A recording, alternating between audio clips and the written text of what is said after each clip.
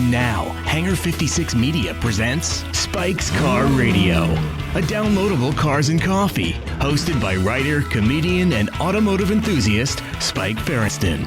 Now, here's Spike. I'm smoking a delightful cigar. It's Friday night. I'm here in Baldwin Hills with Jonny Lieberman and Zuckerman. We're here with you. Welcome to Spike's Car Radio.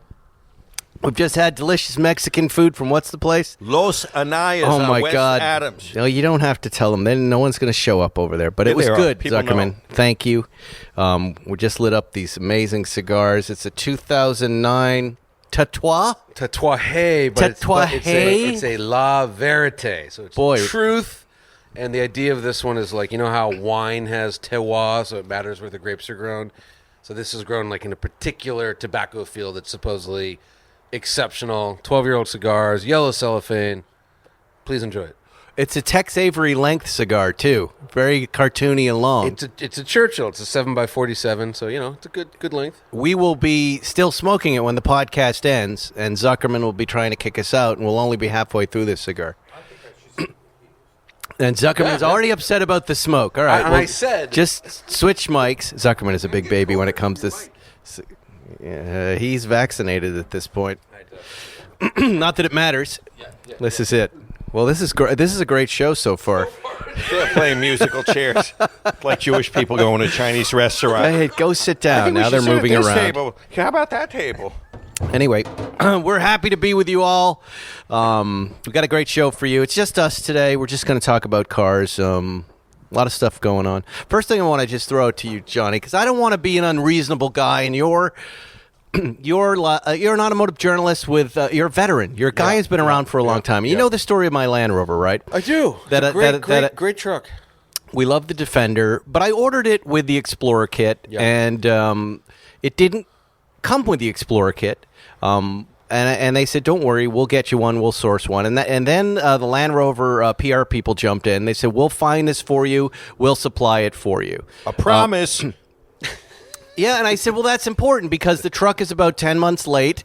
I ordered it. I needed it last March, and I didn't get it. But most importantly, I got canoes and things, and I need that rack, and and my kids are looking at me cross-eyed. They're like, Dad, the only reason we wanted this thing was for the rack and the Explorer pack and the rest of it. I said, Land Rover got us covered. They promised. They promised. Well, they guess made what? A promise. Oh, what? Well, guess what? Now, and this is why I'm bringing it up to you, because I don't know if I should be as upset as I'm upset. I'm upset. But I consider myself not just a fan, but an ambassador of the brand. I've helped them out with their PR. I go to their events. I have a Series 2. I love the truck, and I'm a little heartbroken by the fact that they called me up the other day. They said, look, Land Rover, the global entity, isn't going to do anything. Land Rover... They broke their promise. Land Rover North America is going to try to source this Explorer pack for you, right? And I said, good. They called a few days later. They go, we got it. We're going to get it to the dealer, but you got to pay $8,000 for it.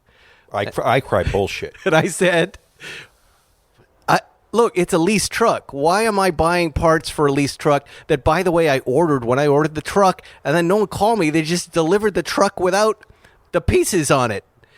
And he said, well, there's nothing we can do. And, you know, it starts to blur the line between Land Rover North America and the dealership, Cole European, who you know, I liked up until this point. So, I called Ben Roger, who is new doing PR for them. Just started a month ago. He's the guy who said, I'm going to get this thing done. And he said, look, he goes, we're having a little bit of an issue. What pieces of this are really important? Let me try and source that for you. And I said, look, I need the rack. Don't care about the snorkel. It's cool, but I'll let it go. I need the rack. I like that sticker on the front hood. I'm going to look at that. I'll get some enjoyment out of that. And I need the ladder so I can get this canoe and the other stuff on top of the rack. That's it. Leave it at that. He goes, I'm going to handle that. He calls back and he goes, look. He goes, I'll get it. Get it done this week. It's only going to be $4,000. and you gotta bring it down to Hornburg in Santa Monica. And I'm like, well, okay, favors Ben, like that are no favors I at go, all. Ben, at this point... Well, I hope. Are you just making phone calls for me? Is that what Land Rover's doing? I hope that when this podcast goes out, somebody at Land Rover is realizing the burn factor, the negative publicity they're getting from not comping you $8,000. It's heartbreaking because I love the truck and I love this brand. But here's look, here's I'm a little thing. angry about it, but wait, before you weigh in, let's assume just I'm a regular guy who ordered a Defender, and then you order it and it shows up and half the stuff isn't on it, and then they play this game, and now you're caught in this situation where am I going to really spend $8,000 on a truck I'm going to turn over? They're going to tell me, well, you can keep the stuff, and I'll be like, well, what am I doing with it after I'm done with the lease? Okay, what, it's a burn. Johnny? Let me tell you what's happening. Privileged? Am I being problematic? I'll tell you what's happening, and then I'll tell you who's at fault. Okay, so what's happening is between Brexit and COVID, and the demand for like the hottest SUV in the market now, they don't have anything. So like there's no parts. Oh, they have these parts. They do have the parts. Money. Money. Yeah. Okay, so this is the real issue is the dealer has bent you over, because if you, I'd have to look at your lease deal or whatever, but if the Monroney says it's included in the price and you're paying the monthly payments, they owe it to you. No, I spec'd this guy out from new. I said, here's what I need it to be, and he placed that order. The Monroney reflects what they sent back, of course, without that. You accepted it, yeah. But still. No, I accepted it with the promise, like, hey, when this stuff comes in, they'll take care of it. So you got to don't go to the PR guy that's been there 1 month. You want to go to like his boss's boss. Well, no, it wasn't just them. It was we talked about it on the show, and some of the guys that work at the factory were like, hey, do you want this handle? The question is less about the deal with the dealership. Yes, I could have managed that better and whatever. It's really like, do you not want to? Don't I deserve help? Because I am who I am and an ambassador of their brand, don't I? I don't know about that part, but the fact that they stepped in and told you they'd take care of it, they now have to take care of it. They made a promise. That's what they're going to make good. That's what PR does. I don't think they're going to, and I don't think they care. And as a result, and when they blame everybody, listen, when they're taking your money, they know how everything works just fine between the dealership, Land Rover North America, and the factory. That's not a problem when they get in the money. When it comes time to deliver, everybody's pointing at the other guy. Yeah, I hate that shit. And I will say that Cole European and Dean sourced this truck. He said, look, if you're going to accept it like that, just know you might be in this situation. And he was upfront about that. And I said, yeah, I know. I'll figure it out. And it's only lately, and it's a junior thing. Like, you never overpromise somebody something like this. You underpromise it. Yes. That first call should be, I don't know if we can fix this, but let me try. I'm sorry we couldn't. Instead, it was, we're going to get this done for you. And now it's like, hey, we'll make the phone calls for you. But you're going to drive the truck and pay down to the dealer for all the shit. Yeah, and it's crazy that they even ask you that for a lease. That's the part. And it's a lease. Yeah, right. I mean, at the end of the lease, do you get $8,000 worth of parts off the truck? I mean, forgive me, but on occasion I'm paid for my social media, and it's beyond the price they're asking, and the number of posts that I will do with that stuff, and I've already done for their goddamn Defender. Yeah, they're already making money. Trust me, and they're so aware that's of what that. I don't understand. Yeah, it's crazy. Yeah, no, Look at Zuckerman. I'm disgusted. I think. I'm fucking disgusted. I am so fake disgusted. Because He's checking his phone. He's reading messages. He's not even listening. Zuckerman's not listening. But Land Rover, if you're listening, if they inserted themselves, it's on them. They can't leave you hanging. You do a lot for the brand. And they inserted themselves. Yes. Yeah, so it's on them. It's on them. Okay. Well, there it is. I say. Well, let's see how this turns out. Because I'll tell you, on the drive over here, I thought, well, maybe it's Bronco time instead, because I was picking between the Bronco and the Defender. You want to deal with Ford? No, but I don't want to get in a truck that makes me angry every time I drive it. Only thing and up until tonight, I was loving life in that thing. I love it. The only thing I'll say is, once you put that roof rack on there, you'll hate it because it's noisy, right? Yeah, it's like 55 to 75 miles an hour. It sounds like a plane is landing on, like a Cessna is on your roof. See, that sounds great to me. And you can't go into parking garages anymore. Yeah, it totally. But again, this is to go to Reno. This is to go. I have uses for this thing. Maybe like Paul. I'm gonna go to Reno. See, Paul, you're gonna go to Reno. No, Tahoe. Sorry, Paul. But like Jews don't have this problem, right? We're not taking kayaks anywhere. No, Jews skis don't have. What do you mean? We don't do that What do I shit. do with a kayak? We're gonna go get somewhere, go get drowned. It's gonna be like Deliverance, where they find you bent up over a rock, your neck is busted. Yeah. No one's- What are you we're not doing with a this. kayak? What are you gonna? I'll see you at these Nathan guys. Else. Wow. Okay. Yeah, Jews would never have the roof rack issue. I am a quarter Jew. Well, are you, Mr. Kayak? It's a canoe. And I like the Just like woods. Jew canoes. Jew but- canoes, Jaguars, and Cadillacs. Wow. Listen to this. This reverse racism directed at me. The mostly You're Irish. not fitting in here. If you think about it, it's directed at us. Yes. Jews run the podcast world. We run the whole world. And they hate canoes. How's your space lasers doing? This is unbelievable. Good. Mocking you. What's that? We're mocking you, and it's You fun. can mock me. It's fine. What else do I want to talk about? Just quickly, Fireball, Tim, and I are doing a coloring book together. I talked to him, Zuckerman, today. It's going to be great. It's going to be my favorite cars. It's going to be the Spike First and coloring book. And I'm whetting the appetite of the audience. We were gonna do it at the end of the year. Now we're gonna put it out in April. It's gonna have a crossword puzzle in it, filled with Spike First and then car trivia, and my favorite cars. I think my favorite 15 cars, not necessarily Porsches. My favorite 3 watches, and then Just so the kids won. some other things. Apparently they do. I don't know. He wants it to be a reflection of me and what I like, and he suggested those things. I like that idea. And Yeah. and Fireball is like, he's half in the entertainment world and car world like me. I didn't really feel the need to do a coloring book, but since, our listeners, and I think wrongly motivated by myself, tried to assassinate him in a Fireball insurrection back in the day with a car show, I felt awkward and bad about that. And in getting to know Fireball, I like him. And he's, he worked on Knight Rider, the reboot. He does art design for Jurassic Park and I'd the leave Batman. that reboot part out, but yeah. But it's cool. I want a coloring book. I'll give one to book? my kid. Huh? Will he do one with me? The Zuckerman. I want to do Sunset Boulevard in the 80s. No, we should Between put a La Brea Zuckerman and in Crescent there. Heights, Hookers, Pimps, and Johns, and all the cars. What do you think? What about the just a big Zuckerman face to color in? With the liver spots. Color and the broken Zuckerman's. capillaries. Yeah. Oh, or it's just your torso, your thorax, just standing there, no head. Color his stomach. I could watch that. I'd color that. Yeah, we'll do that. I'll add that to it. So anyways, just want to alert you to that. Apparently that helps with sales. The sales alert of the Spike First and coloring book, which I guarantee you I will be mocked, but I'm excited about it. But let's talk about Bugattis. Oh yeah. Because, I don't want to complain. Last time I got the Chiron Sport, it was just me. I'm on the internet. That was a pass around this week with Bugatti. They just gave it to everybody, including you, Johnny. They gave it to Magnus. You know how you said I was going to get a ride? I saw Magnus over there at O'Gara.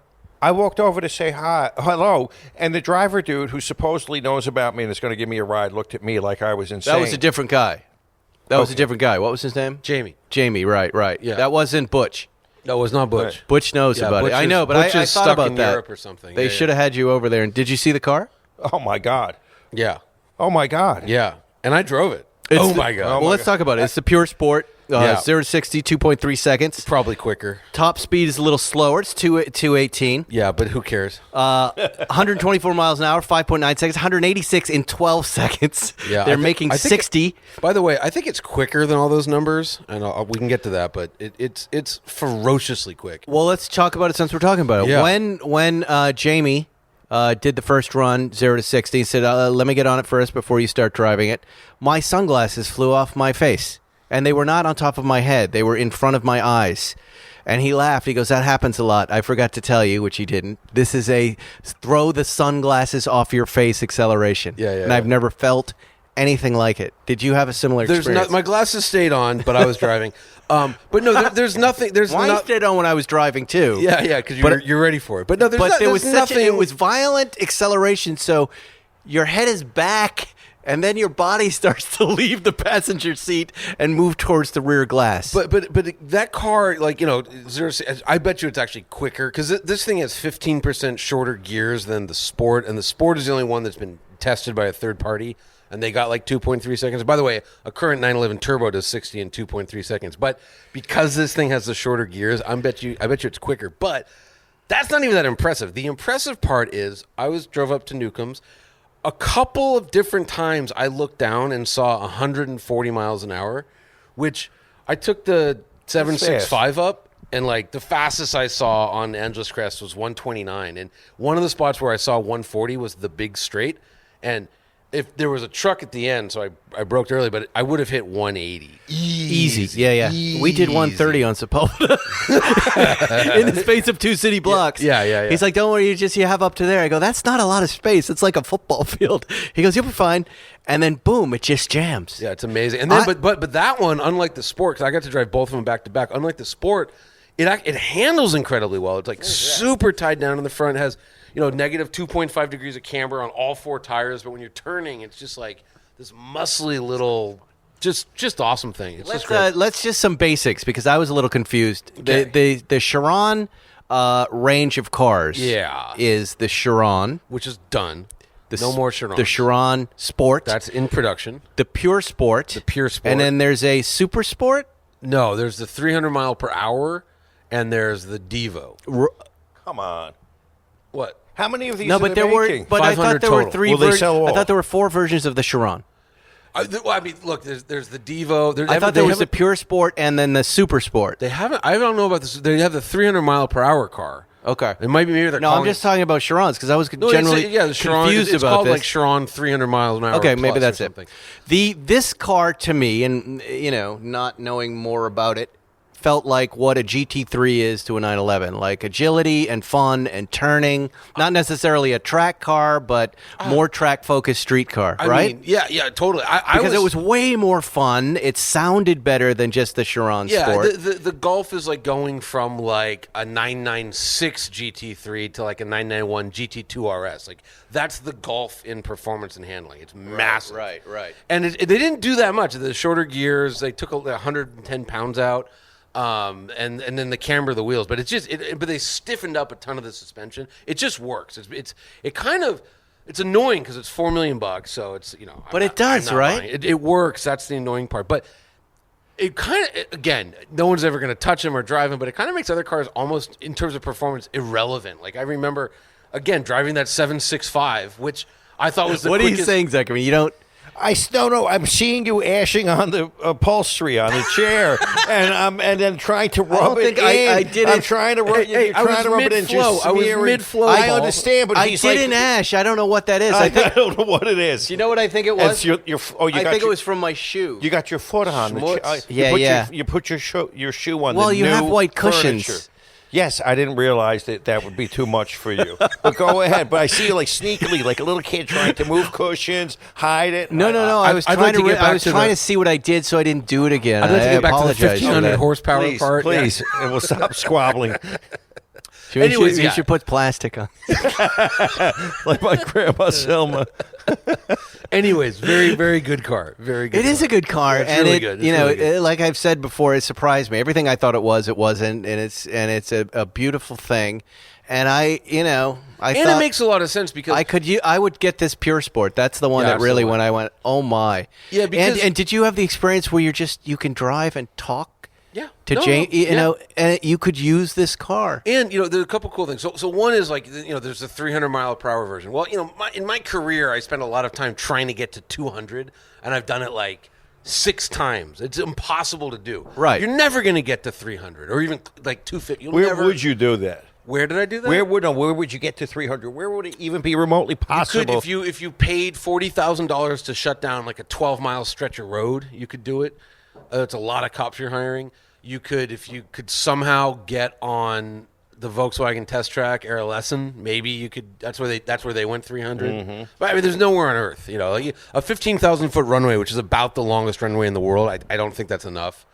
But so the top speeds are. We ran out of room in Berlin with the Carrera GT and did 204, and then you're using every bit of that runway, and then better stop. I know a couple roads, and there's one stretch of Autobahn between Wolfsburg and Berlin that's like dead ass straight into East Germany. It seems stupid to go 300. 200 was frightening really dumb. anyways. It's really dumb on a public road. But I agree. Ask a dumb comparative question.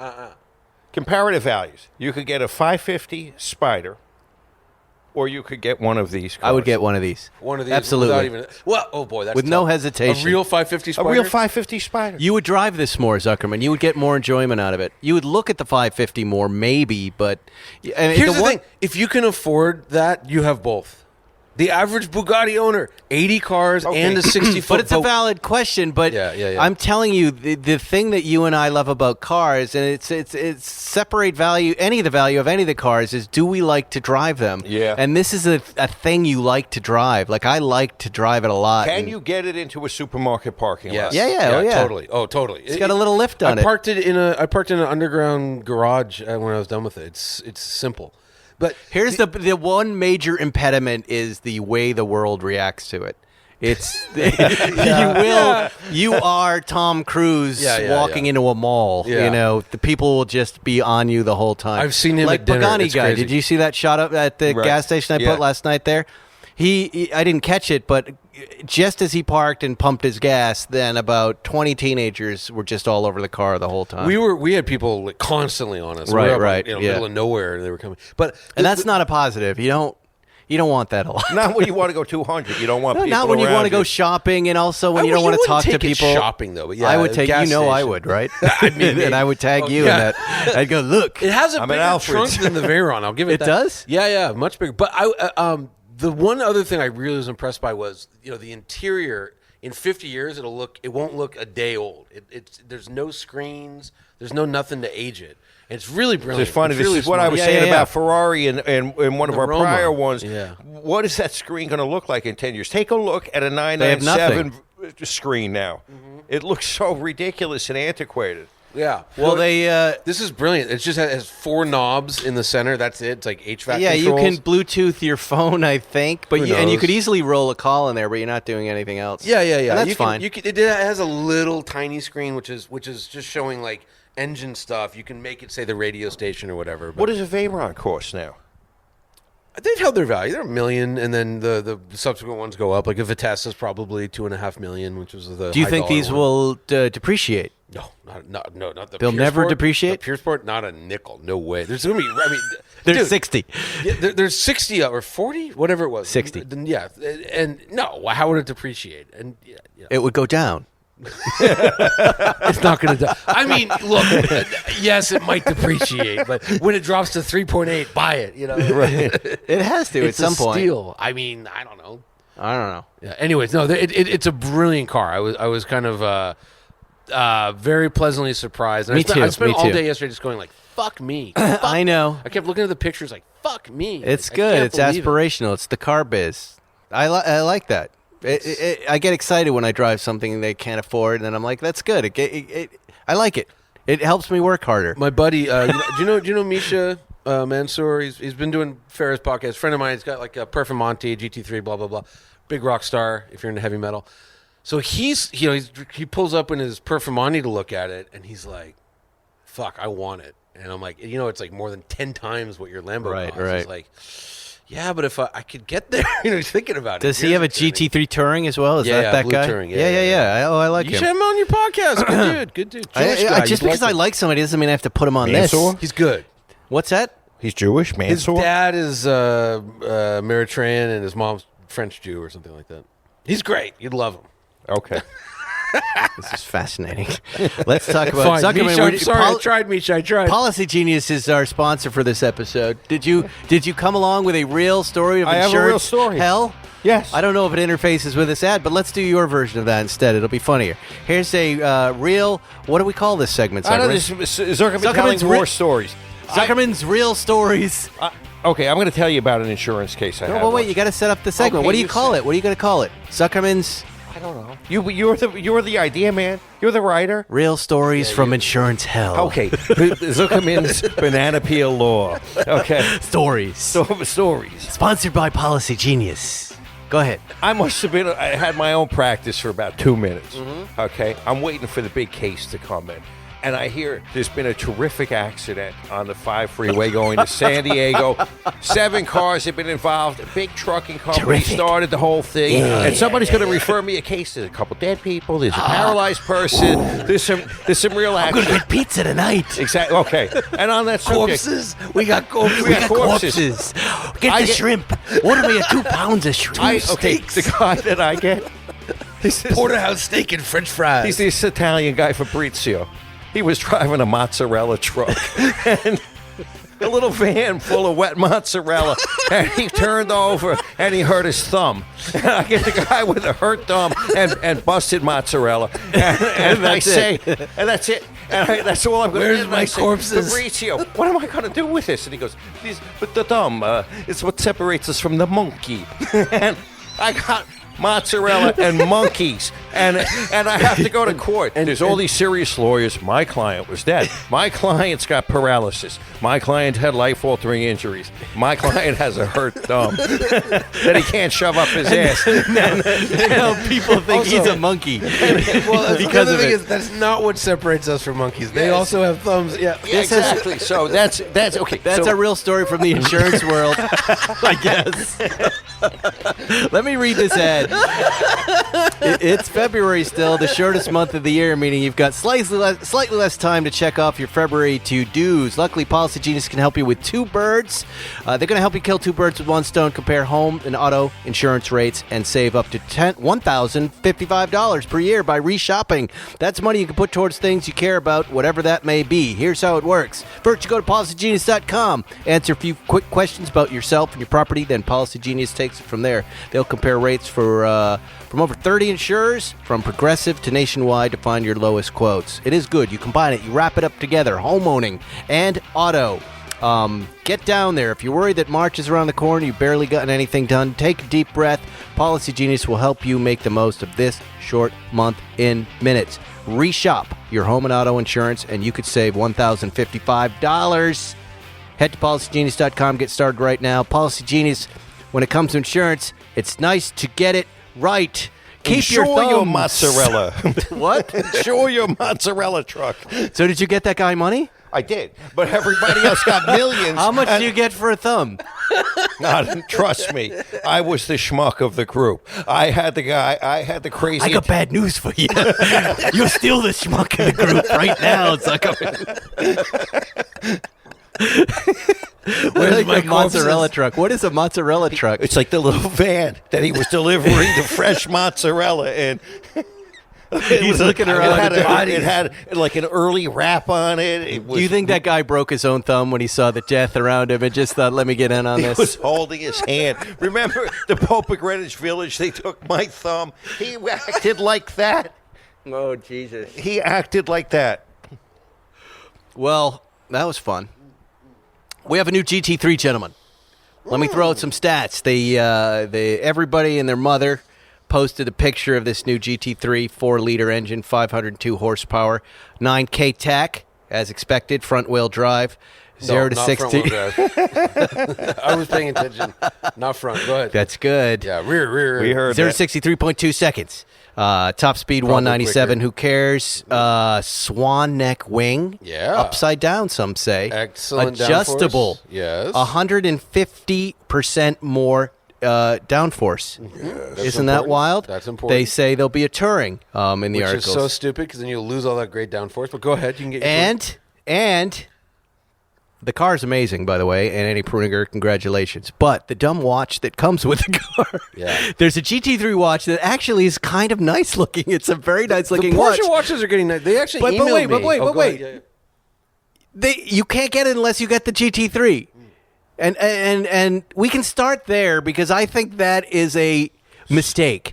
Silly gimmick. We're the GT3 crowd right here. We're not going to wear the watch on the same day we drive the car. But as a Porsche fan who's probably going to get this car, I also I think that watch should be available to anybody who wants it. To wear, not when you drive matchy the GT3 and go, look at my watch. It doesn't do anything for you there. Just as a nicely designed Porsche watch. I think this is the difference between Europeans and Americans. Because I can't tell you how many times I've been at the gas station of the Nürburgring. Yes, I've been there a lot. and a guy in his Audi pulls up, gets out. He's wearing an Audi like windbreaker and an Audi hat, and he doesn't work for Audi. He owns an Audi, and like I wouldn't be caught dead wearing my Audi hat in my Audi. In fact, when I had an Audi, they gave me an Audi hat, and I got rid of it because I didn't, So I think they're going to have extra watches. I think German sensibility is like, oh, very cool, chic. I'm willing to do everything. I don't think so. I think they'll sell 10 of those, and then they're going to have to open up to the rest of the world because there are lots of people who can't afford a GT3 who might want to watch. Well, but again, it's going to be like a $5,000-$6,000 watch, so that's kind of like GT3 but that's their $200,000 car. Yeah, I'm just saying people that buy. Anyways, I just don't like that they're only selling that watch. You have to buy the car to get the watch. I don't get it. What I'm more worried about is it's kind of the first GT3 that's not the best looking 911 variant. You know what I mean? Like if you look at the 991 GT3, it's gorgeous. The front is gorgeous. This one is not pretty. Let's start with that. Zucker, what did you think about how it looked? The mustache. I'm always a little off on anything new. I'm not used to it. It's jarring to me, and I can't get my mind around it. But I'm always that way. I can't say that I've ever looked at a brand new GT3 and gone, "Oh my God!" It's usually after I drive it where I say, "Oh my God," and then get accustomed to the looks. I think they've always been the best looking, and I remember talking with Andy at the launch of the 991.2 GT3. And he was giving the whole spiel about how it's faster than this and this and this. It's got this. And then he goes, and it's the best looking 911. And I was That's like, such a weird thing to say. Right. And he's right, though.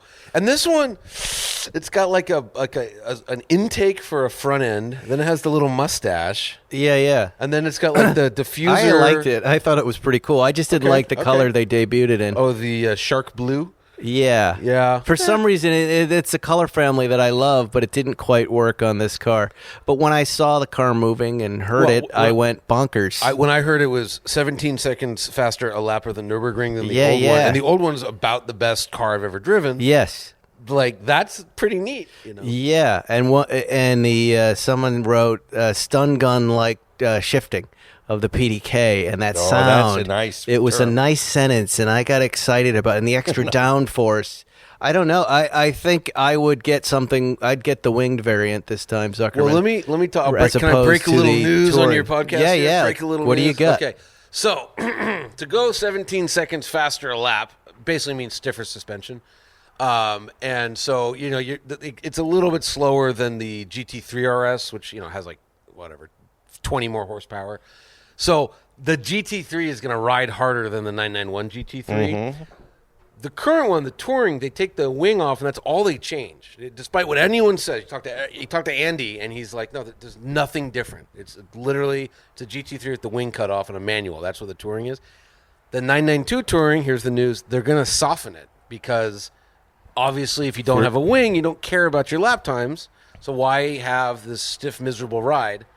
And it may not be stiff and miserable, but it'll be, so there will actually be a reason to get a Touring or a reason to get a regular 993. Well, I like hearing that because are they going to make a GTS then?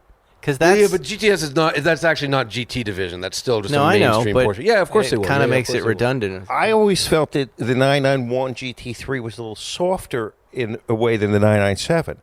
It was for sure. Yeah. And I didn't like that. If I want a GT3, I want something to feel like a GT3. Right. Yeah. And they definitely made the 991 softer, 100%. Yeah. Have you heard about other special variants coming down the line? Or supercars. No, I'm trying to think. Not really. Supercars. Enlighten me. I don't. Oh. I can't. But I know there are things. Okay. There are things coming. I know something. But I wish I actually don't have any special knowledge of anything other than I know there are things coming, special things coming, and that gets me excited. But I don't know, the GT3, it didn't feel like a party to me, the release of this one. I'm excited to drive it. But I mean, I think you're seeing what happens when you launch cars in COVID. It's not that. It's just that we drive special. The end of the line is usually where we're most excited. Me and Zuckerman, you know what I mean? Yeah. And that's what I'm getting excited about. Like, what things do they have? Because I love the 992. Yeah, 992 is a great line of 911s. Say if you look at the 991 GT3s. I still like the regular GT3 with the manual the best. I love the GT2 RS. I love the GT3 RS, 99 1.2. But then just the regular 99 1.2 with the manual, it's like perfect. It's like a perfect car. I love that thing. So. When do we run out of GT3s with internal combustion engines? But what point do they shut that line down? 8 years from now or so. That's it? That's all we have left? Probably, yeah, probably. The last of the V8 Interceptors. Do you ever hear Porsche talking about that moment? No, I've heard them say weird things. Like I had a very senior engineer, one of the guys who worked on the 918, and he was wrong, but about 4 years ago he looked at me and goes, Porsches won't have steering wheels in 10 years. That's a funny comment. And I said, what? That's actually a sense of humor. Yeah. Well, no, he goes, you don't understand what's going on with autonomy. Then I talked to somebody from BMW, and they're like, yeah, we're 50 years away from cars driving themselves. Like, it's never going to happen, And I was like, okay, he didn't say they would drive themselves. He just said they would have steering wheels. Use your eyeballs. Point with your eyeballs. Yeah. That's it. Then you saw him wandering a 7-Eleven parking lot at 3 a.m. No, but look, you're not a Porsche engineer. There's this point they coming. They won't have wheels. There's this point coming really soon. They'll be like a Minotaur. There's a point coming soon when it's going to be Porsche Minotaur. Yeah, it'll be like half man, half car. half man. Deer legs is what the Porsche deer legs. What are you talking about, dude?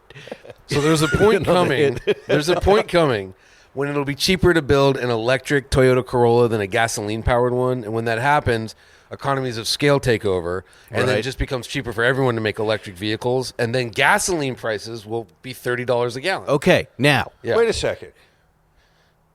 If no one's buying gasoline, why is it going up to 30 a gallon? I don't want to be 30 cents because a gallon. It's a corrupt business, Zuckerman. It'll be 30 cents a gallon for a year, and then they'll stop pumping it and refining it and shipping it and going to war over it, and then it's like horses. You talked to anyone who owns a horse lately? Like, yes, that's true. Okay, it'll be like horses. So you can do it. Make the noise of the price going up. What did you do? My concern about the entire world having electric cars is Texas this week. The disaster these folks are dealing with down there, where their electrical grids are shut down. There's no electricity. Yeah, well, don't live in Texas. That's an easy solution. I understand that, but let's, now everybody's got an electric car down there. How the hell do you charge it if this continues, or the Russians pull the plug and there's some sort of sabotage and we don't have electricity for 2 weeks? What happens? We just don't drive? I mean, what if they blow up a refinery? It's no, but that's a serious question. It is a serious question. We'd have to. There are lots of refineries, but as a country, we'd have to get serious about infrastructure. We have a new president who's serious about infrastructure. It's a solvable problem. You're going to have to update the grid. He loves Corvettes. You're going to have to update the grid.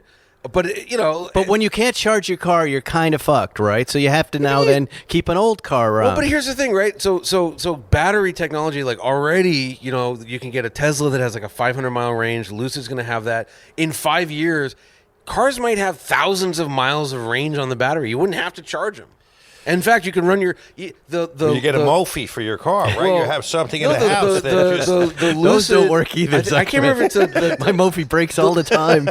The Lucid, I think you can do a thing where if you have solar panels, you can plug in, charge, and use it as a storage battery, and then it can feed power back to your house. 1 mile per day from the sun. No, you can get a lot more than that. I just want someone to start talking about that plan. That when everything shuts down, this is how you would make your car work. But again, if there's no electricity, gas pumps don't work. I mean, it's like they're electric. At the garage, I have some gas and I have a Manx, that's right, which I can push and get it to start. Okay, right. And I'm going places. Then Zuckerman's got a tube. He can put in other people's tanks and suck it out. He does that all the time. Yes. Smelling a little gassy right now. Sometimes that tube is connected to another man. It's like, what, Zuckerman? What are you talking about? Good Lord. Yeah. To his wallet. What's that? To his wallet. To his wallet as I suck the money out of his wallet. Why does that make you laugh? Because it's so stupid and funny. You say that all the time. Spike could do the show by himself if he needed to. It's great. I may have to soon. Hey, how you doing? I don't want to do this. I got to get back to work. Gotta make money. I'll be on the show, Spike. Jerry, you're not even here. Get up. Get out of here, rich boy. Oh, man. I went. Well, I know I've arrived when Spike starts imitating me, so this will be good. I don't have you down yet. No one has me down. No one wants to have me down. That's the problem. There's a lot of that, but you didn't get my beard. No, you're tough. You're not as. Yeah. You have to find a little hook and then exaggerate it times 50. I'm very secretive. And then make them say things they don't normally say and hope they don't get mad. Corpses. Where's Zuckerman? In a weird way, is his own caricature. He's a caricature of himself. And it's not hard. You just have to repeat the actual things he says. And they're jokes. And that's what's great about it. God help us. Anyways, GT3 we like. You guys are GT3 owners. Do we like? Are you buying? Are you buying? I'm on the list. Okay. I'm on the list. Spike? If he's on the list, I'm on the list. Right. That's the way those usually work. Yeah. But, right. You know, the GT3 pattern is you get the GT3 and then you're in love, and then they go, here's the GT3 RS, and you're like, now I have the less than, and then you get that, and then it's then they're just pulling the stuffing out of you right up until he got ash all over himself. Holy shit! Oh my God, you're ruining the brand new furniture. It's coming off. Look at him rubbing it in. No, he's flickering it off. Bit, yeah, now sit on it and really get I owe you a cushion. Nap and weave. But it's the that's what happens. Zuckerman always ends up with two of the first special car. I've noticed that. Like he had a GT3 RS that he loved so much, and you were sharing it with Moise, and then you had two of them suddenly, and then a GT2 RS. We shared one. Right. I didn't like the seat, so you got another one. You get the white one, which still exists now. It's in the group. I went way so too crazy. Will you do shit like that again? No. You won't be impulsive. No. I won't be that impulsive. I'm not going to bring everybody into the circle of sharing, because then I end up administering everything. I can do it with you. And you had to sell the GT3 RS 4.0, which you should sue some of them. That's fine. Come on. Okay. Listen. Easy come, easy go. You know what I have in the garage. Come on.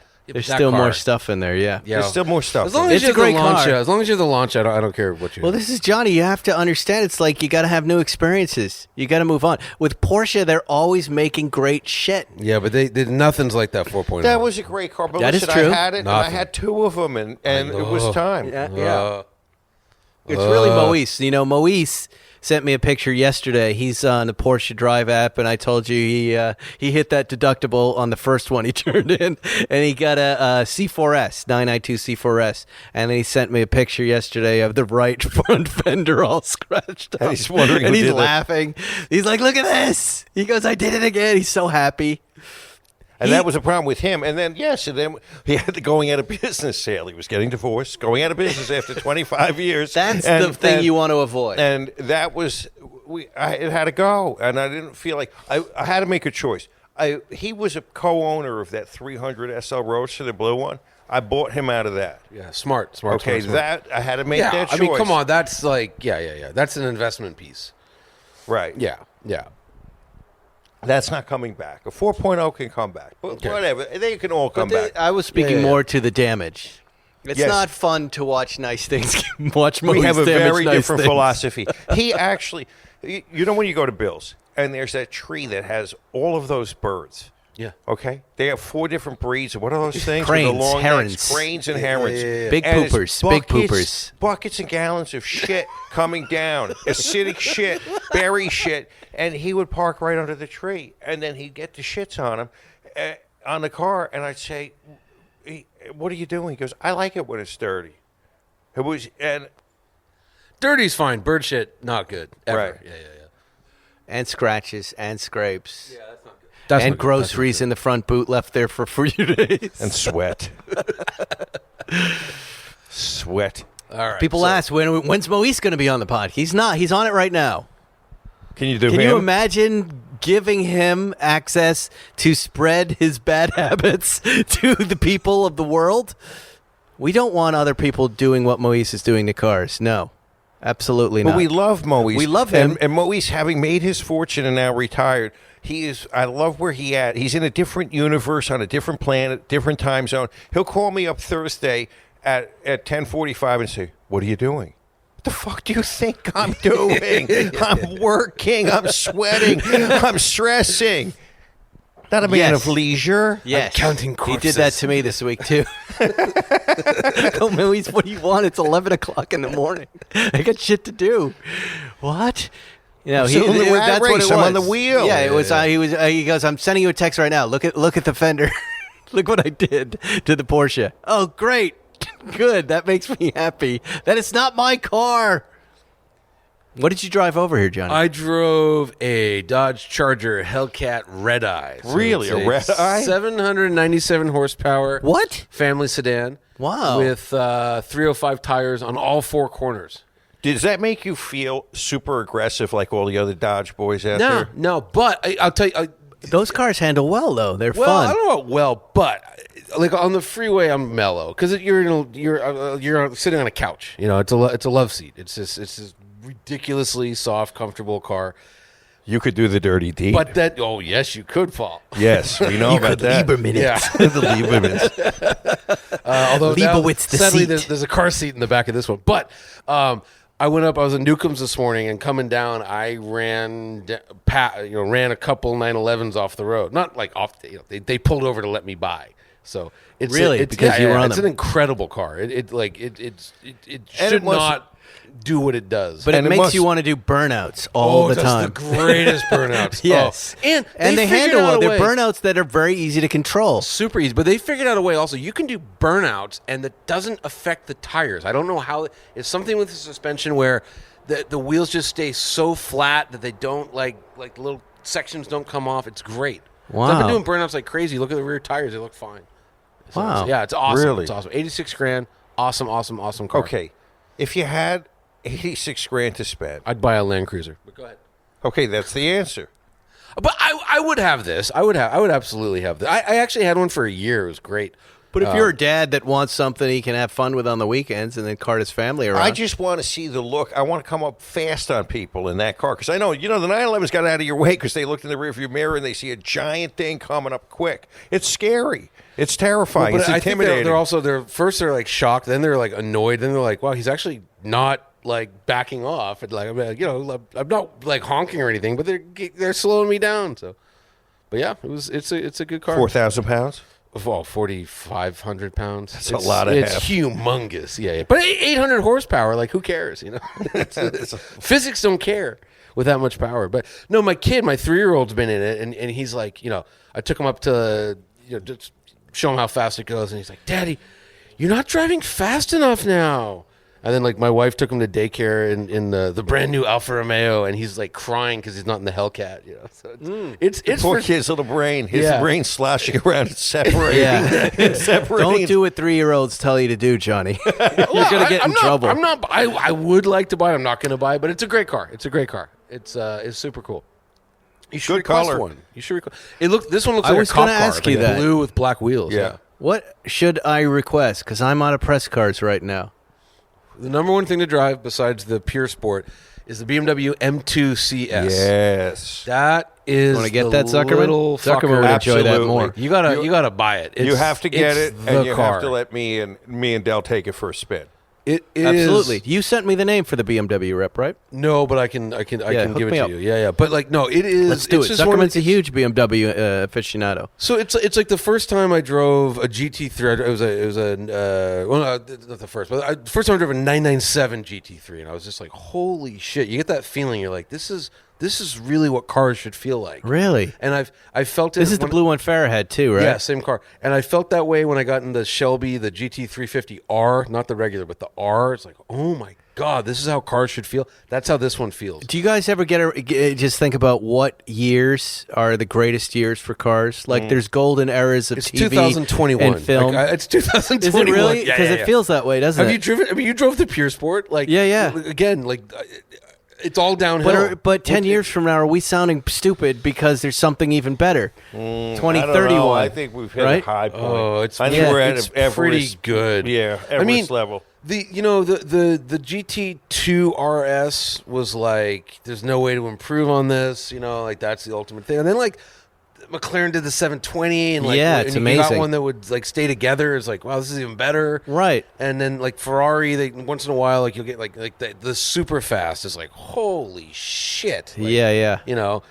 And again, my favorite thing about I was talking. Magnus has one up this morning, and I was talking to him, and like Jethro Bovington, when we did a thing with Superfast, and he said it's annoyingly good because when somebody spends over $400,000 on a car, you want it to suck because fuck that guy. Yeah, and it's annoyingly good. Like they're actually buying a great car. How about $4 million for the Chiron Pur Sport? Fuck them. Even if, it's no worth matter it. what. Yeah. What about this Pagani?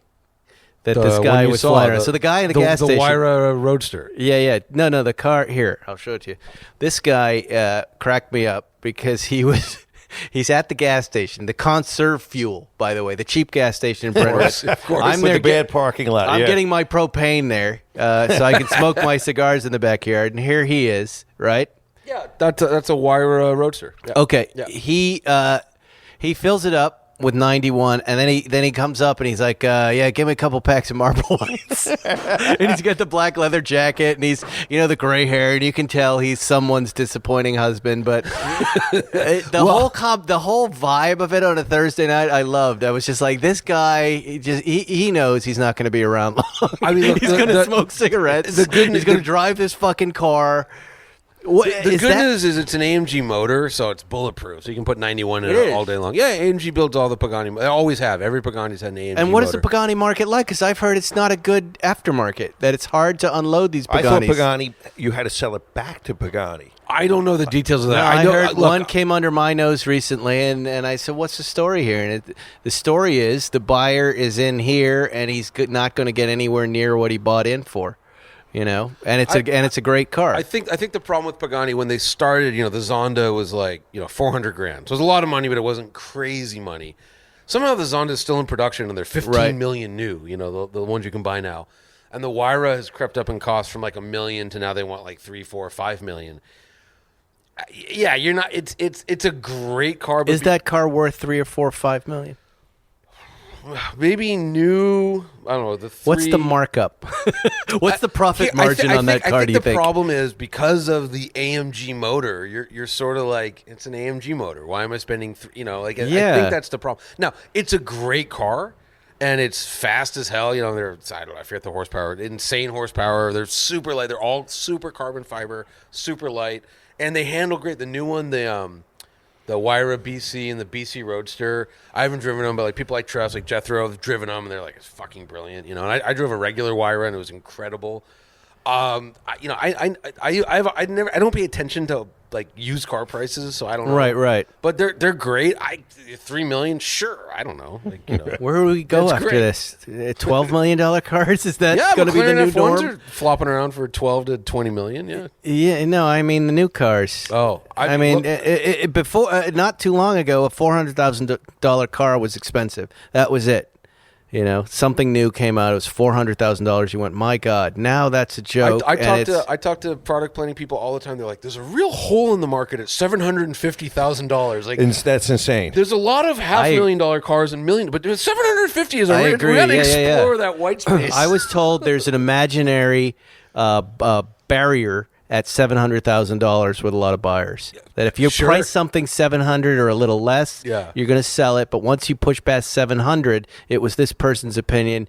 It's hard and it gets tricky. So I was having this conversation. I looked at the guy and I'm like, "Fuck off!" Like, so bad. My jaw's on the ground. And then, but if you're talking about houses, you're like, "Oh, $700,000. That's nothing. That's cheap." Yeah, right? Yeah. What happens? When do the banks move in and start mortgaging out these cars? And that seems like a viable play. But look at Bugatti, right? Like they had those Devos. And like, the Devo was either $5 or $8 million a pop. I can't. It was a crazy number. They had 40. They sold out before one was even built. Yeah, they sold. So it was either what's 5 times 4? 20. So there's either 200 million or it was whatever 5 times 8 million. Sold out according to them. Sold out. According to them. No, but nobody's checking on these numbers to see if they fulfill these orders. I know they've sold. Remember, of course, the Zagato was sold out too, except when we called, there was one for us to buy. No, but I know they've sold 415 or so Chirons out of a planned 500, and they sold all 450 Veyrons. Like, Bugatti will do it. It has enough brand cachet. There's enough people that'll do it. And that's why they limit it like that. But, I mean, crazy money. Like, absolutely. Because remember, the Veyron was $1 million, and that was insane. And then the test was 2.5, like 6 and then years it just keeps going. Yeah. And the thing when you drove the Pur Sport, that one was $3.9 million. You're like the frog in the water. And it's like they put you in the cold water, they turn up the heat, and you never know you're going to boil. It does do things that other cars don't do. It really does. Yeah. But is that worth $4 million? Well, I don't know. Describe worth. Will you pay it? Like, if you had it, would you buy it? Like, Probably. Then it's worth it, you know? Oh, well, I talked to Jamie a little bit about, and he was the driver, about who's buying the car. Anecdotally, he said some funny things. Like, he said, it's not your celebrities. It's not your, known CEOs. He goes, the guys, I show the car to a lot are, I go, what do you do? He goes, I make coat hangers. He's a coat hanger guy. He's some wealthy industrialist. That's a metaphor. No, the he's people that buy Bugattis are like arms dealers, let me finish what I'm saying. pornographers. Let me finish what I'm saying. For-profit college. Go ahead. And you'll understand. It was people in such boring businesses, and this was my opinion, not his, in such boring businesses that they needed this flash because they made coat hangers, right? So they have $1 billion for making coat hangers. But I need something exciting in my life as opposed to your LeBron James, who's probably not going to be caught dead. Could afford it, but not going to be caught dead in it. I know an ex-Bugatti employee who has said, like, the very worst people on the planet are attracted to these. And they're like, again, like arms dealers, the guys that own Pornhub. Right. But that's for prisons. That's changing, and I think that's part of the strategy of giving us all these cars and us realizing how great they are. I think they're changing that marketplace right now. Well, this conversation has just changed that marketplace. And I'll also say I've driven, probably 5 Veyrons, and now I've driven 2 Chirons, and the Pure Sport is different. It's all the others are magnificent, and they are. They're great, and they're just incredible. Were those Veyrons, if they were the same model? They weren't the same model. No, I drove, but all 5 were different. No, there was. I've driven one regular Veyron, one Grand Sport, which was the regular convertible. I drove the Super Sport. I drove the Vitesse, which is the Super Sport convertible, and I drove another Vitesse. Did they all seem to be of the same build quality? They were all exquisite. Yeah. They're incredibly built. Like that, and that's the thing with the Pagani. It's like 80% really good build quality, and like a Koenigsegg is about 40% really good build quality. The Veyrons are as good as cars get. The Bugattis. All right, Zuckerman, let's try before we go. Yes, we have a new segment here. We have a new segment. Did you come up with a name for it? Well, it's Zuckerman's Guilty Pleasure. I want to tell the audience that I have wait, you got first what when the you hell do are you guilty about? Hold on. No, it's not. He's got to set up. Look, in the world of segments, all right, you've got to set up your segment, and then you got to go back and set it up again. Me. Hold on, I'm trying. And then you set it up again. You set it up 2 or 3 times. You hear what I'm saying? So these are real Halloween costumes. All right, Paul, do you understand? It's Halloween. We've got some kids backstage. They've got some costumes on. We're going to bring them out. It's late night's new Halloween. You see what I'm saying? Yes, it's Zuckerman's advice. Dear Zuckerman. It's what? This is Dear Zuckerman. Right. You've all heard of Dear Abby? This is Dear Zuckerman. God. Who writes, people write in letters, and Abby answers them. These are actual letters, as I understand it. That were sent to various Dear Abbeys across, and Zuckerman instead is going to answer the letter. Okay. All right? Okay. And I'll have you know, this is from the New York Times advice column. Yeah, okay. Right. And you sent me a few of these, all right? This one is called No Food Talk at the Dinner Table. And here's the question. I frequently share meals safely with an old friend who critiques how much I eat. If I finish my meal, she says, well, you certainly enjoyed that. She herself eats small portions and usually leaves half her meal on her plate. She's thin, and while my weight is normal, I take her statements as implicit criticisms. What should I do, Zuckerman? You should punch her in the fucking face. It's not implicit criticism. It's explicit criticism from a passive-aggressive crone. She's not a nice person. She's not your friend. Call her out on it. Wow. Jesus Christ. Can I say what something? abusive Can behavior. I say something? This is probably the, 10,000th podcast I've been a guest on. He used the word crone. That's a first. That's a very common. Very good. So you don't have to exaggerate him. Like I said, yeah, she's an old crone. Crone. That's like dotard. Yes, That's you pulled out the that is not how Abby. The thesaurus from 1920. I never read the advice. I just read the prompts. I know what the advice is. The funniest part of the letter for me, Zuckerman, is she's thin, and while my weight is normal... So according to me. According to me. What do you consider normal? 326. I'm a normal 400-pound jumbo. No, maybe you're not. And that was a real letter, so thank you for letting us use it, even though you didn't. Okay, here's another one. Now, you know what these are, right? Is this your stupid thumb in the photograph? Yes. Look at that. Talk about a crone thumb. I was pointing to the punchline. God. It looks like an old man's thumb. It is. Keyed in over a letter. Or a penis. Oh, my God. Okay, this one's Finders Keepers. My mother-in-law died recently. Great start. This is a really good Look start. at her laughing. Just laugh. What the hell, Zuckerman? And my husband and I have been spending evenings and weekends going through her things. It's a lot of work! ! I found a single candlestick with a note from a deceased cousin. What?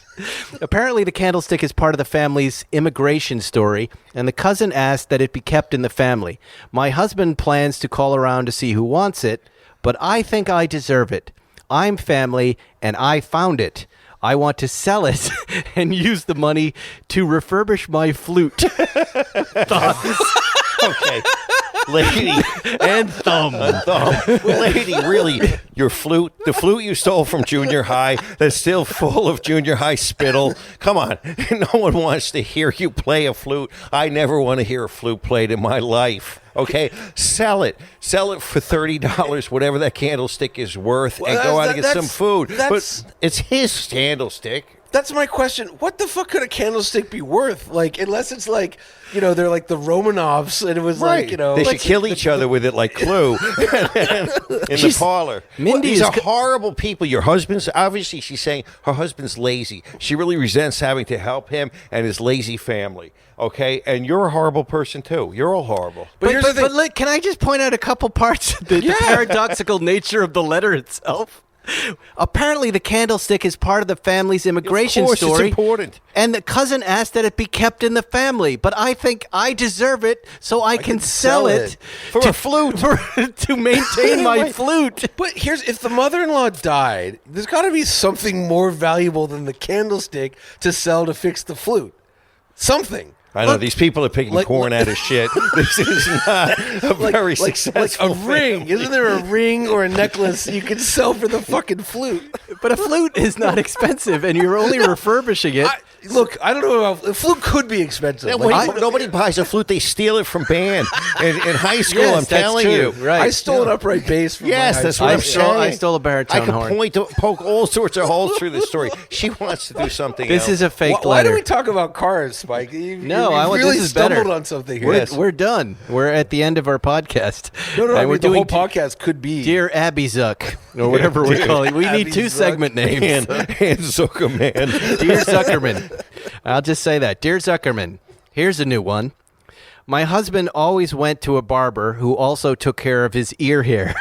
Since the pandemic began, my husband trims his own hair and ignores his ears. I told him he looks unkempt, but he waved me away with, "Men have hairy ears." So I bought him a trimmer, which has gone unused. He needs the Manscaping 3.0.